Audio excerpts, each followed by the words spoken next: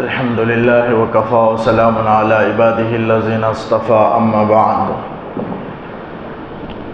فأعوذ بالله من الشيطان الرجيم بسم الله الرحمن الرحيم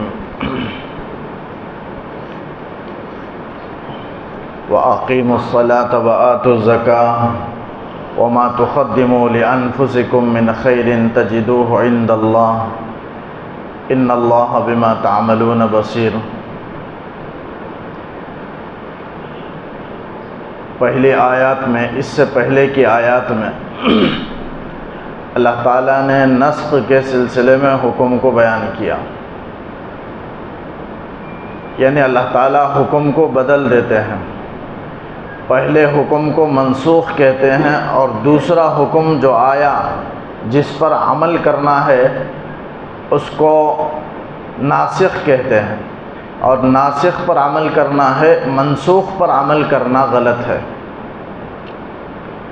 اور قرآن کریم میں بعض آیات ایسی ہیں جو منسوخ ہیں، بہت نہیں بلکہ چند آیات ہیں، تھوڑی آیات ہیں جو منسوخ ہیں۔ اب میں نے آیت پڑھی وَأَقِيمُوا الصَّلَاةَ وَآتُوا الزَّكَاةَ وَمَا تُقَدِّمُوا لِأَنفُسِكُمْ۔ اس آیت میں اللہ تعالیٰ صحابہ کرام کو کفار مکہ کی، یہودیوں کی جو سازشیں تمہارے ساتھ ہیں، ان کے ساتھ جو بد اخلاقیاں ہیں ان کی طرف توجہ نہ دینے کا حکم ہے، اور فرائض اور احکامات جو اللہ تعالیٰ کی طرف سے اتارے گئے ہیں ان پر عمل کرنے کا اللہ تعالیٰ نے حکم دیا، اور فرمایا وَأَقِيمُوا الصَّلَاةَ وَآتُوا الزَّكَاةَ، نماز قائم کرتے رہو، زکوٰۃ ادا کرتے رہو۔ یہ آیت پہلے گزر چکی ہے۔ میں نے کہہ دیا کہ اقامت کا کیا مطلب ہے۔ اقامت صلاۃ کا مطلب ہے کہ پابندی کے ساتھ اور پورے آداب اور فرائض واجبات کی رعایت کے ساتھ، سنن کے ساتھ نماز کو قائم کرنا، اوقات کا لحاظ رکھنا اور پابندی کے ساتھ نماز ادا کرنا، اسے اقامت صلاۃ کہتے ہیں۔ اللہ تعالیٰ فرماتا ہے نماز قائم کرو، یہ اللہ کا حق ہے۔ وآتوا الزکاۃ، اور زکوٰۃ ادا کرو، تو یہ بندوں کے حق سے متعلق ہے، بندوں کو زکوٰۃ دیا جاتا ہے اللہ تعالیٰ کے حکم سے۔ اس میں بھی میں نے عرض کر دیا کہ زکوٰۃ کا ادا کرنا ضروری ہے۔ اگر کوئی پہلے دے دے، اس کے بعد میں زکوٰۃ ادا ہونے کی نیت کرے، بھول کر زکوٰۃ کی نیت نہ کرے، پیسے دے دے، پھر اس کے بعد یاد آئے اور وہ اس میں زکوٰۃ کی نیت کرنا چاہتا ہے، تو زکوٰۃ جب تک فقیر کے ہاتھ میں ہے، اگر معلوم ہے کہ وہ خرچ نہیں کیا ہے، ابھی اس کے ہاتھ میں باقی ہے پیسے، تو اب زکوٰۃ کی نیت ادا کر سکتے ہیں دینے کے بعد بھی، ورنہ دینے سے پہلے زکوٰۃ کے ادا کرنے کی نیت کریں۔ جس وقت دے رہا ہے یا مال الگ کرتے وقت زکوٰۃ کے مال کو الگ کر رہا ہے، اس موقع پر زکوٰۃ کی نیت کر لے، یا دیتے وقت کرے یا دینے کے بعد، لیکن فقیر کے پاس وہ مال موجود ہو تب بھی نیت معتبر ہے۔ بہرحال نیت ادا کرنے، نیت کے ساتھ زکوٰۃ دینا ہے۔ اگر بغیر نیت کے زکوٰۃ دے دے تو زکوٰۃ ادا نہیں ہوگی۔ یا کوئی پیسہ آنا ہے قرض کا، کوئی نہیں دے رہا ہے، زکوٰۃ کی اگر نیت کر لے، یہ مسئلہ میں پہلے عرض کر چکا ہوں، زکوٰۃ ادا نہیں ہوگی، بلکہ اپنا مال اسے دے، زکوٰۃ کے طور پر دے، پھر اس اپنا قرضہ فوراً وصول کر لے، اس طرح زکوٰۃ ادا ہو سکتا ہے۔ محض نیت کرنے سے قرض میں زکوٰۃ ادا نہیں ہوگا، اس لیے کہ اللہ تعالیٰ نے ادا کرنے کا حکم دیا کہ وآتوا الزکاۃ۔ یہ اسلام کے اہم ارکان ہیں، نماز ہے، زکوٰۃ ہے۔ ویسے عام مؤمنین کو یہ یقین رکھنا ہے کہ کلمہ، یعنی اللہ ایک ہے، رسالت پر، آخرت پر، کلمہ جسے کہتے ہیں، اسلام کے 5 ارکان ہیں، کلمہ ہے، نماز، روزہ، زکوٰۃ، حج ہے۔ اس میں عام طور پر کرنے کے جو حکم ہیں سب کو وہ 2 ہیں عام، ایک ہے نماز ہے اور ایک ہے روزہ ہے۔ یہ امیر کو بھی کرنا ہے، غریب کو بھی کرنا ہے، ہر آدمی نماز ادا کرے، مالدار بھی ادا کرے، غریب بھی ادا کرے، روزے مالدار بھی رکھے، غریب بھی رکھے، اس میں دونوں شریک ہیں، سب کے لیے عام حکم ہے۔ لیکن زکوٰۃ اور حج اللہ تعالیٰ نے مال دیا ہے، ایک شرعی نصاب ہے، شریعت کی نظر میں وہ مالدار ہیں تو پھر زکوٰۃ واجب ہے، اور زیادہ مالدار ہے، بڑا مالدار ہے تو پھر حج فرض ہے۔ تو یہ زکوٰۃ اور حج مالداروں کے لیے ہے، لیکن 2 حکم میں سب برابر ہیں، نماز اور روزہ سب کے لیے ہے، مالدار بھی رکھیں، غریب بھی۔ ایسا نہیں ہے کہ روزے صرف غریب رکھیں جن کے پاس کھانے کو نہیں ہے اس لیے کھانے کو نہیں، مالدار کے پاس کھانے کو بہت ہے اس لیے وہ روزہ نہ رکھیں بلکہ فدیہ دے دیں، ایسا نہیں، بلکہ ابتداء اسلام میں اس کی اجازت تھی۔ اللہ تعالیٰ نے جب روزے کا حکم کو نازل فرمایا تو پہلے اللہ تعالیٰ نے فرمایا کہ جو استطاعت رکھتے ہیں وہ روزہ رکھے، جو فدیہ دینے کی استطاعت رکھتے ہیں، روزہ نہ رکھنا چاہتے ہیں، ان کے لیے روزہ چھوڑنے کی اجازت تھی، فدیہ دینے کا حکم تھا۔ بعد میں صرف مالدار روزہ نہیں رکھتے، پورے فدیہ دے رہے ہیں اور غریب روزہ رکھ رہے ہیں، تو اللہ تعالیٰ نے پھر آیت نازل فرمائی فمن شہد منکم الشہر فلیصم، جو بھی رمضان کو پائے، رمضان میں موجود ہو وہ روزہ رکھے، چاہے غریب ہو مالدار ہو، سب کو روزہ رکھنے کا حکم اللہ نے فرض فرما دیا۔ تو پہلے اللہ تعالیٰ نے اجازت دی مالداروں کو، جو چاہے روزہ رکھنے کی طاقت ہو تو رکھے، نہ رکھے، اگر طاقت نہیں ہے یا نہ رکھنا چاہیں تو فدیہ دے دیں، ایسا پہلا حکم تھا۔ بعد میں اللہ تعالیٰ نے حکم کو عام کر دیا کہ سب کے لیے روزہ رکھنا ہے۔ تو اب نماز اور روزہ ایسا عمل ہے جو سب کے لیے ہے۔ اللہ تعالیٰ نے حکم دیا کہ وَأَقِیمُوا الصَّلَاةَ وَآتُوا الزَّکَاةَ وَمَا تُقَدِّمُوا لِأَنفُسِکُم مِّن خَیْرٍ، جو بھی بھلائی اور نیکی اور خیر تم اپنے لیے آگے بھیجو گے، آگے سے مراد قیامت کے دن، خیر سے مراد ہر بھلائی، ہر نیکی، ہر اچھی بات، ہر شریعت کا حکم جو بھی تم بجا لاؤ گے وہ نیکی اور شریعت کا حکم ہوگا۔ یہ اس طرح نیکیاں کرتے رہو گے اور آگے بھیجو گے، آگے سے مراد قیامت میں اس کا بدلہ ملے گا، نیکیوں کا بدلہ یہاں نہیں ملے گا بلکہ آخرت میں، جس کو اللہ تعالیٰ نے کہا کہ تجدوہ عند اللہ، جو بھی تم آگے بھیجو گے۔ انسان کو ہر نیکی کو انجام دینا چاہیے، بڑی نیکی ہو، چھوٹی نیکی ہو، ہر طرح کی نیکی کو انجام دینا چاہیے، چاہے وہ نیکی آسانی کے ساتھ کیا جا سکتا ہو یا مشقت کے ساتھ وہ کام کیا جا سکتا ہو، تو ہر نیکی کو، ہر طرح کی نیکی کو انجام دینا چاہیے، اس لیے کہ ہو سکتا ہے اس میں اللہ تعالیٰ کی رضا ہو اور خوشنودی ہو۔ اور پھر آدمی کو ہر نیکی انجام دینا چاہیے۔ نیکیوں کا اکاؤنٹ، جیسے ہم مال کے لیے اکاؤنٹ کھولتے ہیں، ویسے آدمی نیکیوں کے لیے اکاؤنٹ کھولے اور ہر طرح سے آدمی تھوڑے تھوڑے پیسے کو بھی جمع کرتا ہے، اس طرح ہر نیکی کو نیکی کے اکاؤنٹ میں جمع کریں، کل قیامت میں فائدہ دے گا۔ نیکیاں انسان کے لیے کام آئیں گے، ترقی کا سبب بنیں گی، کامیابی کا ذریعہ بنیں گے، اس لیے ہر طرح کی نیکی کو انجام دے۔ کوئی نیکی کو معمولی جب بھی نیکی کا موقع ہمارے لیے آ جائے اب اسے کرنے کی فکر کرے اور کوشش کرے، معمولی سمجھ کر یا سستی، لاپرواہی اور غفلت سے اسے نہ چھوڑے، اس لیے کہ وہ آگے پہنچنے والا ہے، آخرت میں ملنے والا ہے۔ تو اللہ تعالیٰ نے کہا کہ وَمَا تُقَدِّمُوا لِأَنفُسِكُم مِّن خَيْرٍ، جو بھی بھلائی تم آگے اپنے لیے بھیجو گے تجدوہ عند اللہ، اللہ کے پاس تم اس کو پاؤ گے، اس کا بدلہ ملے گا، ثواب ملے گا، عمل کے مطابق ملے گا۔ عمل معمولی اور آسان ہے اور اتنا اہم غیر اہم ہے، بہرحال نیکی ہے تو بدلہ ملے گا، لیکن کوئی عمل بہت اہم تھا، ضروری تھا، تو پھر اور مشقت اس میں بہت زیادہ ہے تو پھر اس کے مطابق ثواب ملے گا۔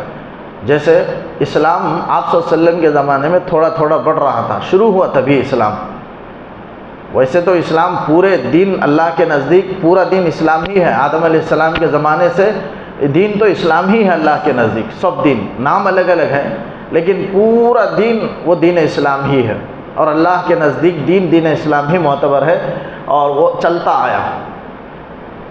تو بالکل اسی طریقے سے آدمی اس دین کو اپناتا رہے، تو یہاں اللہ تعالیٰ نے کہا تجدو عند اللہ، ہر کام میں چاہے کوئی عمل کر رہا ہے نیکی کا، وہ مشقت والا عمل ہے، اس کے مطابق اسے ثواب دیا جائے گا۔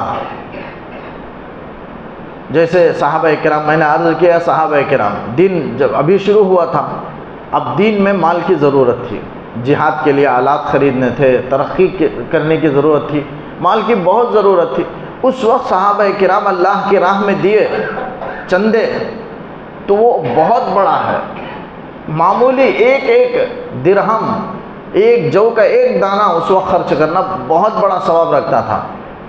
اسی لیے اللہ تعالیٰ نے بھی، اور حدیث میں بھی ہے، جو مال وما انفقتم من خیر فهو یخلفہ، اور ایک آیت میں ہے کہ جو فتح من قبل الفتح وقاتل، انفقوا من قبل الفتح، فتح مکہ سے پہلے بھی صحابہ نے خرچ کیا، فتح مکہ کے بعد بھی صحابہ نے خرچ کیا، لیکن لا یستوی منکم، دونوں برابر نہیں ہو سکتے۔ اللہ تعالیٰ نے کہا لا یستوی منکم من انفق من قبل الفتح وقاتل، فتح مکہ سے پہلے خرچ کرنا بہت بڑا ثواب رکھتا تھا، اس لیے کہ مال کی بہت ضرورت تھی، بعد میں فراوانی آ گئی، فتح مل گئی، کامیابی مل گئی، اب مال کی اتنی ضرورت نہیں تھی، پھر بھی اگر دین کے لیے لگاتا تھا تو ثواب تو ملے گا، لیکن اتنا ثواب نہیں جو فتح مکہ سے پہلے لگانے کا۔ وہ صحابہ کرام پالیے اتنا وہ ثواب جو اللہ کے دین میں خرچ کرنے کا تھا، بہت زیادہ مقدار میں ثواب تھا۔ صحابہ کرام اللہ کی راہ میں دے کر کے خوب انہوں نے نیکیاں اللہ کے پاس ثواب حاصل کر لی۔ تو کوئی کام مشقت والا ہے، آج تراویح میں اگر کسی کو مشقت ہے وہ آسانی چاہتا ہے، چھوٹی چھوٹی صورتیں جہاں ہو وہاں جا کر پڑھتا ہے، ثواب تو دیا جائے گا لیکن اتنا نہیں جتنا مشقت کے ساتھ پڑھنے میں ثواب ہے۔ مشقت کے ساتھ عبادت میں زیادہ اجر ہے، اسی لیے کوئی آدمی قرآن پڑھنا نہیں جانتا، اٹک اٹک کر کوشش کرتا ہے پڑھنے کی اور اٹک اٹک کر پڑھتا ہے تو فلہ اجران، 2 اجر ہیں۔ کیوں؟ مشقت کا بھی ثواب ہے، تلاوت کا بھی ہے، مشقت کا بھی ہے، تو دوہرا اجر ملے گا۔ جیسے روایتوں میں آتا ہے کہ ایک زانیہ نے پیاسے کتے کو پانی پلا دی، اللہ نے جنت دے دی۔ اگر ہم پلائیں تو جنت ملے گی، اللہ چاہے تو مل سکتا ہے، چاہنے کی بات الگ ہے، فضل کی بات الگ ہے۔ وہاں عمل ویسا تھا اس لیے اللہ نے جنت دی۔ کیا عمل تھا؟ اگر وہ زانیہ پانی نہیں پلاتی تو یقیناً کتا مر جاتا تھا۔ ہم کوئی جاندار طاقتور کتے کو پانی پلائیں اور سوچیں گے اللہ تعالیٰ جنت دے دے گا، اپنے فضل سے ہو سکتا ہے کہ دے، فضل کے علاوہ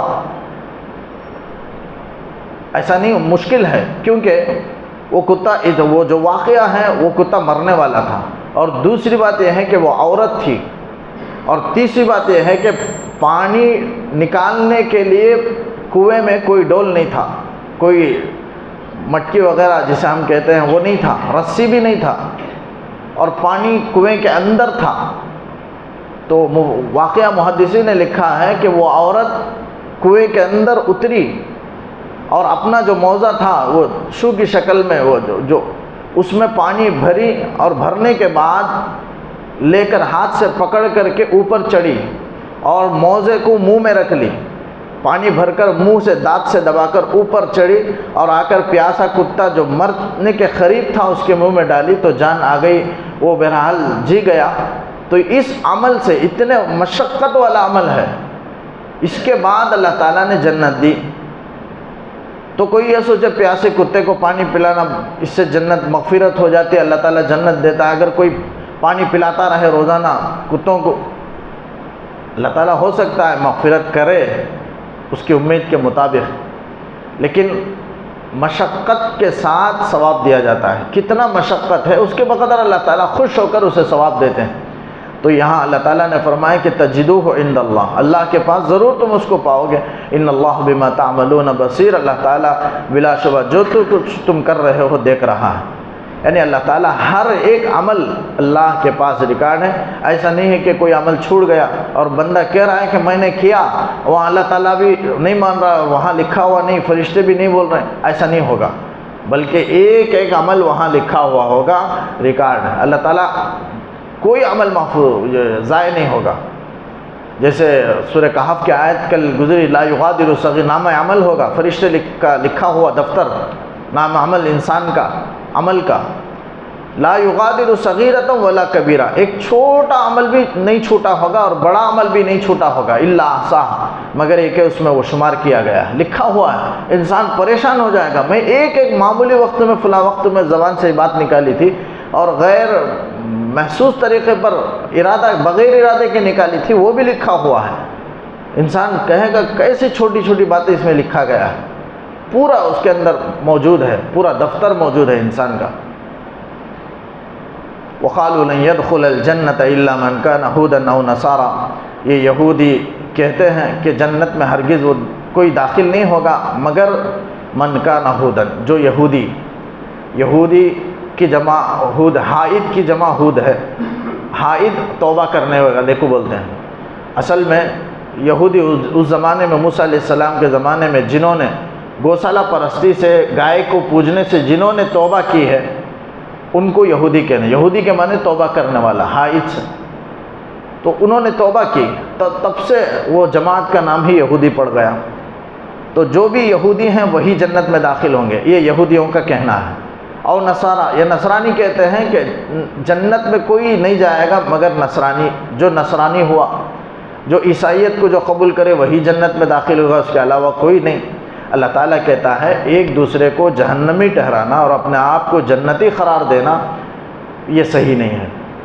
یہ سب تمہارے باطل خواہشیں ہیں، صرف بول کر کے خوش ہو جانا ہے، حقیقت سے خالی ہیں، تمہاری تمنائیں ہیں، آرزوئیں ہیں، امیدیں ہیں، لیکن یہ سب حقیقت نہیں ہے۔ تم کو جنت ملنے والا نہیں۔ ہاں جنت کسے ملے گی؟ اللہ تعالیٰ اسے آگے بیان کر رہا ہے۔ آگے اللہ تعالیٰ کہتا ہے تل کا مانی، یہ سب ان کے آرزوئیں ہیں، امیدیں ہیں۔ قل ہاتوا برہانکم، اے نبی آپ ان سے کہہ دیجئے کہ اگر تمہارے پاس کوئی دلیل ہو تو لے آؤ۔ اگر تمہارے لیے ہی جنت ہے، تم جنت میں جاؤ گے، تمہارے علاوہ کوئی نہیں جائے گا، تو دلیل لے آؤ۔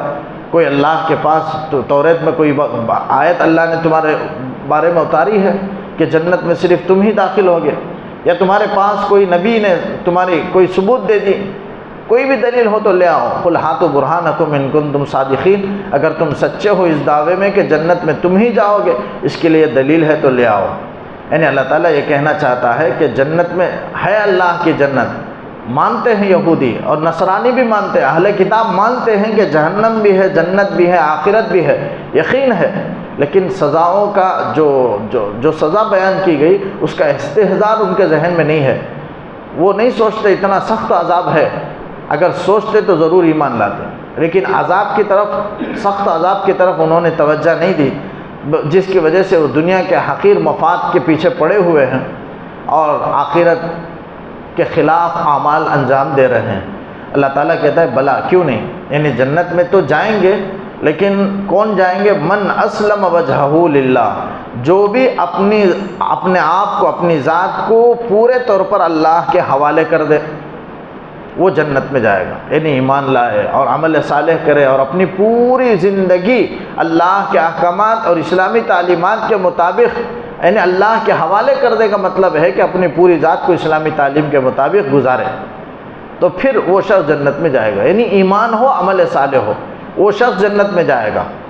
نہ وہ جائے گا جو یہودی ہو، نہ وہ جو نصرانی ہوا، نہ وہ جو صرف مسلمان ہے اور عمل نہیں کیا، سب جنت میں نہیں۔ اللہ تعالیٰ فیصلہ کر دیا کہ آپ جنت میں جانے کے لیے والذین آمنوا وعملوا الصالحات اولئک اصحاب الجنہ، جنت میں جانے کے لیے ایمان بھی ضروری، عمل صالح بھی ضروری ہے، یہی جنت ہے۔ اللہ تعالیٰ نے فرمایا وہ ہوا محسن، وہ حسن عمل کرنے والا بھی ہو، جنت میں جائے گا۔ وہ جو اپنی ذات کو پورے اللہ کے لیے حوالے کر دے اور حسن عمل کرنے والا ہو، اچھا عمل کرنے والا ہو، وہ جنت میں جائے گا۔ اب مفسرین نے یہاں لکھا ہے محسن احسان سے، اور احسان کا معنی حدیث میں آیا ہے اللہ کی عبادت اس کے استحضار سے کرنا، یعنی اللہ کو حاضر سمجھ کر کرنا، اس طرح کرنا کہ گویا اللہ مجھے دیکھ رہا، اللہ کو میں دیکھ رہا ہوں۔ اگر یہ نہیں ہو سکتا ہے تو اتنا تو سمجھے کہ اللہ مجھے دیکھ رہا ہے، اس میں کوئی شک نہیں، اس طرح اخلاص سے عمل کرے۔ تو محسن کا معنی یہ ہے کہ حسن عمل، اور حسن عمل علماء نے لکھا ہے ریاکاری نہ ہو، بلکہ خالص اللہ کے لیے عمل کرے، جسے ہم اخلاص کہتے ہیں۔ اور دوسری بات سنت کے مطابق عمل کرے۔ عمل کے قبول ہونے کے لیے دو چیزیں ضروری ہیں، اخلاص ضروری ہے۔ اگر ریاکاری ہے، دوسروں کو دکھانے کے لیے نماز میں کھڑا ہو گیا، بہت دیر تک پڑھ رہا ہے تاخرات میں، لوگ دیکھ کر کہہ رہے ہیں کہ بڑا نمازی ہے، بڑا نیک ہے، ایسا اس لیے اگر کوئی کھڑا رہتا ہے تو پھر یہ ریاکاری ہے، شرک ہے۔ حدیث میں آتا ہے من یرائی فقد اشرکا، جو ریاکاری کرے اس نے شرک کیا اللہ کے ساتھ۔ گویا اللہ کو دکھانا ہے لیکن یہ بندوں کو دکھا رہا ہے، تو اللہ کے ساتھ بندے کو بھی شریک کر لیا اللہ کے ساتھ، اس لیے اللہ تعالیٰ اسے قبول نہیں کریں گے اور کل قیامت میں کہہ دیں گے کہ تو نے جو عمل کیا دکھلاوے کے لیے، جس کو دکھانا چاہتا تھا اس کے پاس جا کر کے نیکی لے لے، میرے پاس تیرے عمل کا کوئی نیکی نہیں، میں نہیں دوں گا۔ اللہ تعالیٰ انکار کر دیں گے۔ اللہ تعالیٰ ہم سب کی حفاظت فرمائے۔ تو عمل کے قبول ہونے کے لیے اخلاص ضروری ہے، ریاکاری درست نہیں۔ اور پھر حسن عمل سنت کے مطابق ہو عمل، اگر سنت کے بغیر ہے تو وہ عمل اگر قبول بھی ہو جائے تو پھر وزن ہی نہیں ہوگا۔ عمل وزن ہونے کے لیے، قبول ہونے کے لیے اخلاص اور سنت پر عمل ضروری ہے۔ تو فرمایا وہ ہوا محسن۔ اور دوسری بات عمل کرنے والا ہو۔ مفسرین نے تیسری بات یہ لکھی ہے کہ حسن عمل کرنے والا، یعنی مطلب یہ کہ صرف ایمان لا لیا یا صرف اللہ تعالیٰ کی اطاعت کا ارادہ کر لیا لیکن عمل نہیں کر رہا ہے، تو یہ کافی نہیں ہے. جیسے بہت سارے مسلمان ہیں جو مسلمان ہونے کو کافی سمجھ لیے نجات کے لیے، جنت میں جانے کے لیے، عمل کو ضروری نہیں سمجھے، اسی لیے آج وہ عمل کو چھوڑ دیے ہیں. صرف مسلمانوں کی فہرست میں نام ہے، لیکن نہ نمازوں کا خیال ہے، نہ قرآن کی تلاوت ہے، نہ روزے کا کوئی پاس و لحاظ ہے، کچھ بھی نہیں. رمضان غیر رمضان ان کے لیے برابر ہے، بلکہ رمضان تو ان کے لیے تجارت کا ایک سیزن ہے، خوشی کا موقع ہے، بس کمانے کے لیے. ایسا جو نام کے مسلمان ہیں، فہرست میں مسلمانوں کی فہرست میں نام آ گیا، نسلی مسلمان، یہ کافی نہیں ہے. نسلی مسلمان ہونا کافی نہیں. وہ ہوا محسن سے اللہ تعالیٰ یہی بتانا چاہتے ہیں کہ اسلام لانے کے بعد ہر آدمی کی نجات کے لیے ضروری ہے کہ وہ خود عمل کرے. وہ ہوا محسن، یعنی وہ عمل کرنے والا ہو، نیک عمل کرنے والا ہو. صرف نسلی مسلمان ہونے کے دھوکے میں نہ رہے کہ میں مسلمان ہوں اور مسلمان ہونے کی وجہ سے جنت میں پہنچ جاؤں گا چاہے عمل نہ بھی ہو. یہی بعضوں کو امید ہے مسلمانوں میں. یہ تو یہودیوں کا عقیدہ ہے. یہودی یہ سمجھتے تھے کہ ہم انبیاء کے خاندان کے ہیں، بنی اسرائیل کے، لہذا ہم جہنم میں نہیں جائیں گے، ہم جنت ہی میں جائیں گے. اگر بھیجا اللہ نے جہنم میں تو صرف چند دن رہیں گے، 40 دن، ایام معدودہ. وہ خود کہتے ہیں لن تمسنا النار الا ایام معدودہ، آگ ہم کو نہیں چھوئے گی مگر گنتی کے چند دن. وہ یعنی موسیٰ علیہ السلام جب کوہ طور پر گئے تھے 40 دن کے لیے توریت لینے کے لیے، یہاں قوم جو بت کی گوشالہ پرستی کرنے لگے، بچڑے کی، گائے کے بچے کی عبادت کرنے لگے تھے بنی اسرائیل، اور وہ 40 دن کی مدت تھی. تو اتنی مدت اللہ سزا دے گا، 40 دن جہنم میں رکھ کر، اس کے بعد سزا نہیں دے گا، جنت میں بھیج دے گا، یہ وہ کہتے تھے. لیکن اللہ تعالیٰ اس کی تردید کر رہا ہے کہ صرف اچھے گمان میں نہیں رہنا، اچھے خیال میں کہ انبیاء کے خاندان سے ہیں اس لیے نجات ہو جائے گی. اللہ تعالیٰ کہتا ہے اللہ کے پاس نجات کے لیے خاندان کی اور قبیلے کی بات نہیں ہے، اس کا اعتبار نہیں، بلکہ اللہ تعالیٰ کے پاس اعتبار ایمان اور عمل صالح کا ہے. فلہ اجرہ، اگر کوئی ایمان لائے اور نیک عمل کرے تو فلہ اجر، اس کا اجر عند رب اللہ کے پاس ہے. ولا خوف علیہم، ان پر کوئی خوف بھی نہیں ہوگا، ولا هم يحزنون، اور غمگین بھی نہیں ہوں گے. خوف کا تعلق جیسے میں نے کہا کہ مستقبل سے ہے، آئندہ کوئی خوف نہیں ہوگا، اس لیے کہ ایمان کے ساتھ انہوں نے جب زندگی گزاری ہے تو قیامت میں کیا خوف ہے ان کے لیے؟ کوئی خوف نہیں ہوگا، ڈر نہیں ہوگا، ولا اور غمگین بھی نہیں ہوگا. حزن کا تعلق ماضی سے ہے، یعنی پیچھے جو زندگی چھوٹ گئی، گھر بار چھوڑ دیے، عالیشان محل دنیا میں چھوٹ گیا، گاڑی بنگلے چھوٹ گئے، اس کا کوئی غم بھی نہیں ہوگا. مر کر جائیں گے، ایسے ایمان عمل صالح والے کے لیے کوئی غم بھی نہیں ہوگا. اسی کو اللہ نے کہا. اس کے بعد اللہ تعالیٰ نے کہا وقالت الیہود لیست النصارى علی شیء، یہود اور نصارہ آپس میں ایک دوسرے پر تہمت لگا رہے ہیں اور کہتے ہیں، اور یہ کہتے ہیں کہ یہود کوئی حق سیدھے راستے پر نہیں ہے. یہودی کہتے ہیں کہ نصرانی سیدھے راستے پر نہیں، نصرانی کہتے ہیں کہ یہود سیدھے راستے پر نہیں، ایک دوسرے کو باطل پر قرار دے رہے ہیں. اور یہی مشرک کہتے ہیں کہ مسلمان سیدھے راستے پر نہیں، ہم ہی سیدھے راستے پر ہیں. ایسے ہی آپس میں ایک دوسرے کو کے مذہب کو باطل قرار دینا، اللہ تعالیٰ اس کو کہتا ہے کل قیامت میں اللہ فیصلہ کر دے گا کیونکہ کون حق پر تھا، کس کا مذہب سچا تھا، کون سچائی پر تھا. وقالت الیہود، یہود کہتے ہیں کہ لیست النصارى علی شیء، نصارہ سچے راستے پر نہیں ہیں. وقالت النصارى، اور نصارہ کہتے ہیں کہ لیست الیہود علی شیء، یہود وہ سیدھے راستے پر نہیں ہیں. وہم یتلون الکتاب، حال یہ کہ وہ دونوں کتاب کو پڑھتے ہیں، یعنی اللہ نے دونوں پر کتاب اتاری، دونوں یہودیوں پر توریت اتاری، عیسائیوں پر انجیل اتاری. انجیل یہودی توریت پڑھتے ہیں، اس میں عیسائیوں کی کتاب کی تصدیق ہے، انجیل کی تصدیق ہے، عیسیٰ علیہ السلام کی تصدیق ہے. اس کے باوجود وہ عیسیٰ کا انکار کرتے ہیں اور انجیل کا انکار کرتے ہیں. اور انجیل میں موسیٰ علیہ السلام کا ذکر ہے اور توریت کا ذکر ہے. نصرانی انجیل پڑھتے ہیں لیکن پھر بھی موسیٰ کی تکذیب کرتے ہیں، حالانکہ اپنی کتاب میں اللہ نے بیان کیا ان کی کتاب میں کہ موسیٰ علیہ السلام سچے نبی ہیں، لیکن پھر بھی موسیٰ کو نہیں مانتے عیسائی. اس طرح ایک دوسرے کو، حالانکہ دونوں کتاب پڑھتے ہیں اور دونوں کی کتاب میں لکھا گیا ہے، ایک دوسرے کے پیغمبر کی تصدیق ہے، اس کے باوجود وہ انکار کر رہے ہیں.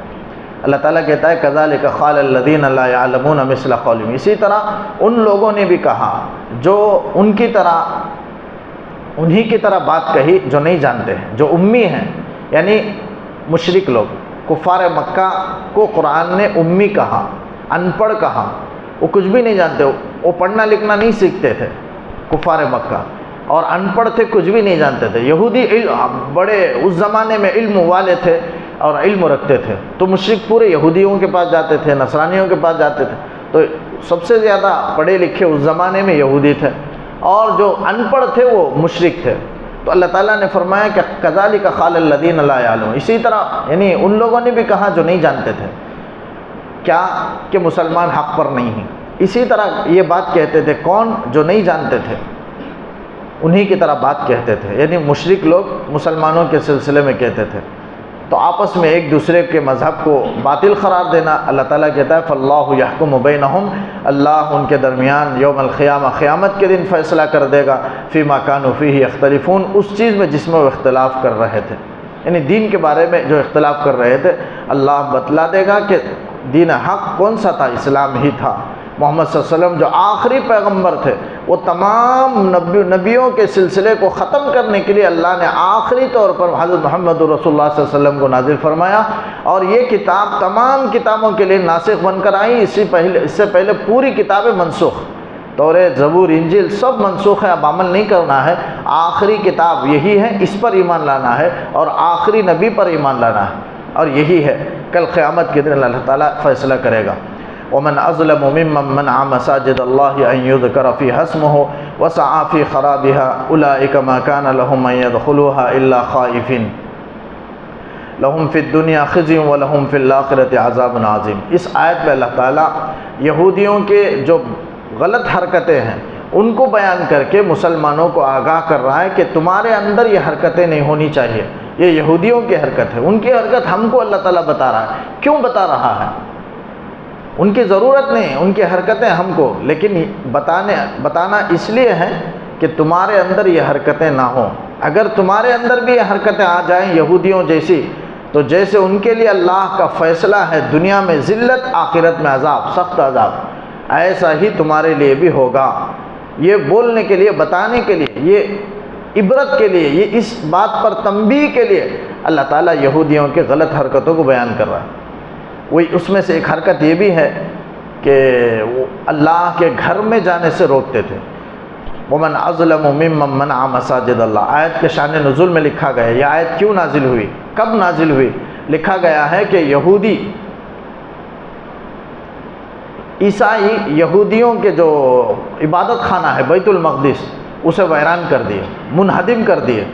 اللہ کا گھر جو جسے بیت المقدس کہا جاتا ہے، 3 مقدس گھر ہیں، مسجد حرام ہے، مسجد نبوی ہے، مسجد اقصی ہے جسے بیت المقدس کہتے ہیں ملک شام، یہ فلسطین میں، یہ بیت المقدس ہے۔ یہ 3 محترم بڑی بڑی مسجدیں ہیں، ان کی طرف یہاں ثواب بھی زیادہ ہے نماز کا، کیونکہ مقدس مقامات ہیں۔ مسجد حرام میں ایک نماز کا ثواب 1,00,000 نماز کے برابر، مسجد نبوی میں 50,000 کے برابر، مسجد اقصی میں ایک نماز 25,000 نمازوں کے برابر۔ اب یہاں ہم جو مسجدوں میں پڑھتے ہیں 27 یا 25 گنا ثواب ملتا ہے، لیکن وہ ہزاروں کے حساب سے 25,000 نماز کا ثواب اللہ تعالیٰ مسجد اقصی میں دیتے ہیں، مسجد نبوی میں 50,000 نماز کا ثواب، مسجد حرام میں 1,00,000 نمازوں کا ثواب۔ یہ مقام کے اعتبار سے، چونکہ وہ فضیلت والے مقام ہیں، اس لیے اس کا وہاں نیکی کا ثواب بھی، اجر بھی بڑھ گیا۔ تو یہودیوں کا جو عبادت خانہ ہے بیت المقدس، اس کو عیسائی ڈھا دیے۔ تو ان رومیوں کے سلسلے میں اللہ نے آیت نازل فرمائی۔ بعض نے کہا کہ کفار مکہ آپ صلی اللہ علیہ وسلم کو بیت اللہ میں جا کر عبادت کرنے سے روکتے تھے، مسجد حرام میں۔ اس موقع پر اللہ نے آیت نازل فرمائی کہ سب سے بڑا ظالم یہ ہے کہ وہ اللہ کے گھر میں عبادت کرنے سے روکے۔ فرمایا ومن اظلم، کون بڑا ظالم ہوگا اس سے، ممن منع مساجد اللہ، اس سے بڑا ظالم کون ہے جو اللہ کے مسجدوں میں ذکر کیے جانے سے روکے۔ منع ایذکر، ذکر کیے جانے سے، فی حسمہ، یعنی ان مساجد میں اللہ کا نام لینے سے روکے، عبادت سے روکے، ذکر سے روکے، تلاوت سے روکے، دعا سے روکے۔ کون ہے جو روکتا ہے؟ سب سے بڑا ظالم ہے۔ یعنی اللہ تعالیٰ کہنے کا مطلب ہے کہ جو روکے وہ سب سے بڑا ظالم ہے۔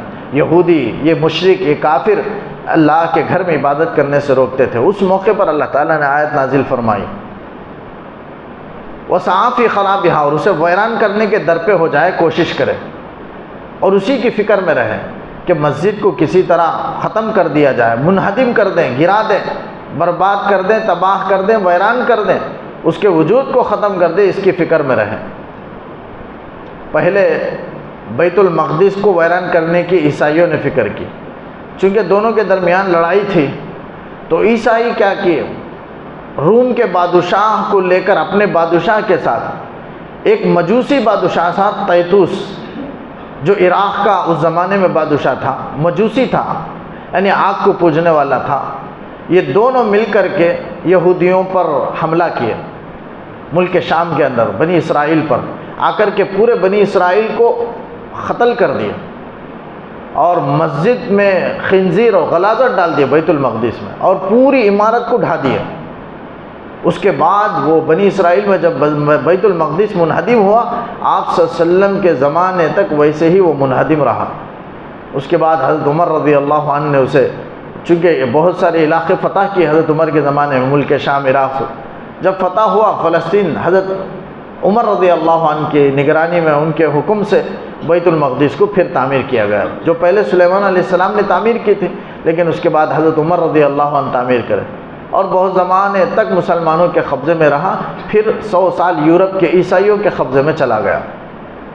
پھر اس کے بعد 6 ہجری میں، چھٹی صدی، جو 600 سال جسے کہا جائے ہجری کے اعتبار سے، آج تو 1400 سال ہے، لیکن 600 سال میں، یہ چھٹی صدی میں ہجری میں، ایک تھے صلاح الدین ایوبی، انہوں نے عیسائیوں سے مقابلہ کر کے بیت المقدس کو فتح کر لیا، پھر اس کے بعد مسلمانوں کے قبضے میں آیا، پھر ایسے ہی ہوتے ہوتے یہودیوں کے، عیسائیوں کے، مسلمانوں کے قبضے میں ہوتے ہوتے آج یہودیوں کے قبضے میں ہے۔